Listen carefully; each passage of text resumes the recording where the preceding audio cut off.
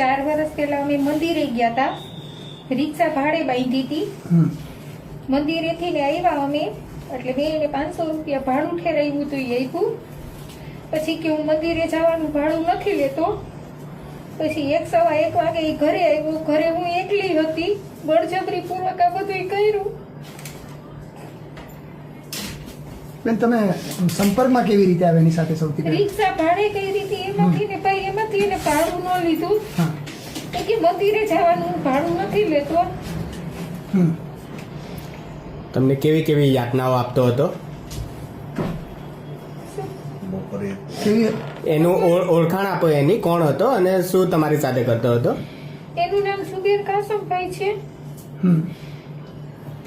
પછી 1:15 કે મારી ઘરે આવ્યો, બંગો દઈને વિડીયો બનાવ્યો અને આ બધું મારી હારે ન કરવાનું એને કર્યું છે. પછી અવારનવાર આવતા શીખી ગયો તો એ વિડીયોના માધ્યમથી મને બ્લેકમેલ કરતો હતો. ગમે ત્યારે મારી નાખવાની ધમકી આપે, પૈસા માંગતો તો, ઘરની બહાર મને નો નીકળવા દેતો. મારું જીવવાનું મુશ્કેલ કરી નાખ્યું તું નતું કે જઈ વખતે મેં 2 વાર પોલીસ ચોકીએ હું ગઈ હતી. અહીંયા પોલીસ વાળા એની હારે વાત કરી હતી અને એને જવા દે. હા, નહીં જમ નહીં કરું, પાછા હતા એની થઈ જાય એટલી દીવા. એને કોઈની બીક નથી. એ મને કે બન સાપીરે લઈ જતો તાવીજ પહેરાવા. મેં કીધું હું મરી જાઉં તો હું તાવીજ તો પહેરીશ જ નહીં.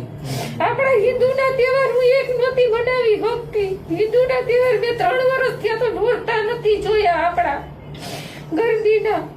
નો હું દૂધ શાક લેવા જઈ શકું કે નો હું ક્યાંય ઘરની બહાર નીકળી શકું. નો હું હગાવાલામાં જઈ શકું. 4 વર્ષ ત્યાં મેં એનો એટલો માનસિક ત્રાસ સહન કર્યો છે, એનો એટલો બહાર ખાધો છે. એના ઘરનાઓને એટલી વાર કેવરાયું છે સમજાવવાનું કે આને સમજાવો, પાછો વારો એ પાછો જ નથી વળતો, નથી કાંઈ કરતો. હું એમ કહું, એ આપણી હિન્દુની બેન દીકરીઓને કેટલીને મારી આમે લઈને ફરે છે ને રખડે છે. મારા ઘર આગળથી ખુદ રિક્ષામાં બેહાડીને નીકળે. આપણા મારા ઘર આગળથી ખુદ રિક્ષામાં બેહાડી નીકળે. અને મને એમ કે હું આમ આદમીનો માણસ છું, પણ હું આમ આદમી મને તો એ નથી ખબર પડતી. મારું કોઈ કાંઈ નહીં ઉખેડી લે એમ કે. એટલે રાજકીય પાર્ટીનું નામ લેતો હતો? એવી ભાઈ નથી ખબર. આમ આદમી પાર્ટીનું નામ લેતો હતો? હા, એમ કે હું આમ આદમીનો માણસ, પણ શું આમ આદમી મને તો એ નથી ખબર પડતી. અને શું એ તમારા જે બીજી હિન્દુ યુવતીઓ સાથે પણ આવું કરતો હતો? અરે ભાઈ, એને એક ફ્લેટ બહુડીમાં રાખ્યો છે. હું એના કાને વાત સાંભળતી, હું જીજે હાથું જ કહીશ, હું ખોટું નથી કે હું મને ખાલી આમાંથી જોડાવો. એટલે કાસમ કોણ છે સાથે? કાસમભાઈ એના બાપ છે. તો મને એને બહુડીમાં, રાજકોટમાં બહુડીમાં એક ફ્લેટ રાખ્યો છે. એના દોસ્તારે ને એને બે અહીંયાથી મુંબઈથી છોકરીઓ તેડી આવે છે. અને આ આની પાસે રિક્ષા છે, એટલે ગ્રીનલેન્ડ ચોકડીએ તેડવા મૂકવા જાય, હોટલોમાં તેડવા મૂકવા જાય છે. એ મેં પોલીસ ચોકીએ લખાયું હતું, પણ કઈ પ્રૂફ વગર પોલીસ શું કરે એમ. શું એને ધર્માંતરણનો પ્રયાસ કર્યો હતો તમારી સાથે? હા, મને કે બન સાપીરે લઈ જા, પણ મને એને તાવીજ પહેરાવું હતું. મેં કીધું તાવીજ એને 100 છોકરીઓનો ટાર્ગેટ છે. હિન્દુમાંથી મુસલમાન બનાવી શીખ્યો હું. એવી મને ધમકી એને કેટલી વાર કીધું છે.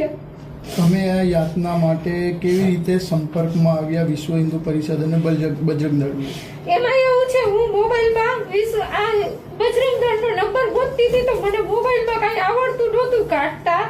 હું કેટલાથી લગીન મોબાઈલમાં નંબર, પછી એક વખત હું ઇન્સ્ટા જોતી હતી ને, તો બજરંગ દળનો નંબર નીકળ્યો તો એને કાગળમાં લખી નાખ્યો તો.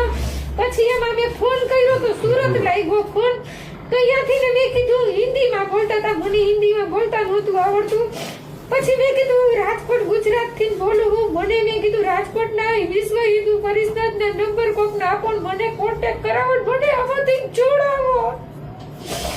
પછી એમણે કઈ રીતે તમારી મદદ કરી વીએચપી એ? પછી ત્યાંથી ને કોન્ટેક્ટ કર્યો તો આમાં મને કઈ પેલા એક ભાઈના નંબર આવ્યા. એ ભાઈએ મારી હારે વાત કરી તો એ ભાઈના નામની તો મને ખબર નથી. પછી રવિન્દ્રભાઈનો ફોન આવ્યો, પછી આ કૌશિકભાઈનો ફોન આવ્યો. પછી કૌશિકભાઈએ મને આમાંથી બહાર કઢાવી. પછી કૌશિકભાઈ મને સીપીએ કમિશનરે લઈ ગયા હતા. કમિશનરે લઈ ગયા ત્યાંથી પછી કેસને ગુનો દાખલ કર્યો. પોલીસ વાળાથી નથી બીતો, એ કોઈથી બીતો જ નથી. હું મંદિરે જઈ હતી, બાલાજીના મંદિરે તમારી શું માગણી છે આગળ? 4 મકાન બદલાવ્યા. મેં ભાઈ 4 મકાન બદલાવ્યા છે, 3 થી 4 મોબાઈલના કાર્ડ મારા બદલાવ્યા છે. હું જાઉં તો હું ક્યાં જાઉં? હું ભાડે રહું છું. કયા પ્રકારની ન્યાયની અપેક્ષા છે તમારે? શું ન્યાય જોઈએ છે? એને ભાઈ મને એનામાંથી જ છોડાવો. બસ હું કાંઈ નથી કહેતી, પણ ખાલી એનામાંથી જ છોડાવો. મને બીજું કાંઈ નથી કહેવું. મારા ઘર આગળથી એને મારી વાએ કે મારી આંગળી એને ભાંગી નાખી હતી. એક વખત રાતે 12:30 મારે કોઈ ઘરે નહોતું. હું એકલી. એને મારા ઘરની બધી ખબર હોય, કોણ આવ્યું, કોણ ગયું, શું છે, શું નહીં, એને શું રાખ્યું છે ને મારા ઘરમાં એ વ્યક્તિને ખબર હોય. મારી આંગળી ભાંગી નાખી હતી. અને પછી રાતે એના દોસ્તારને બોલાવ્યો પાટો લઈને. 2-2:30 વાગ્યા હતા મારા ઘરે, ત્યારે કોઈ નહોતું. રાતે જ્યાં આવે એ માર તો બાથરૂમની જગ્યાએ પાટા બહુ મેળા સહન કર્યા है। राजकोट की जो यह घटना हमारे सबके सामने आई है, वो बहन ने सोशल मीडिया के माध्यम से विश्व हिंदू परिषद का संपर्क किया। हमारी राजकोट विश्व हिंदू परिषद बजरंग दल की शाखा प्रशाखाओं ने इस विषय को ध्यान में लेते हुए यह पीड़िता बहन का संपर्क किया। संपर्क करते हुए जो जानकारी मिली, 4 साल से यह बहन इनका भोग बन रही थी।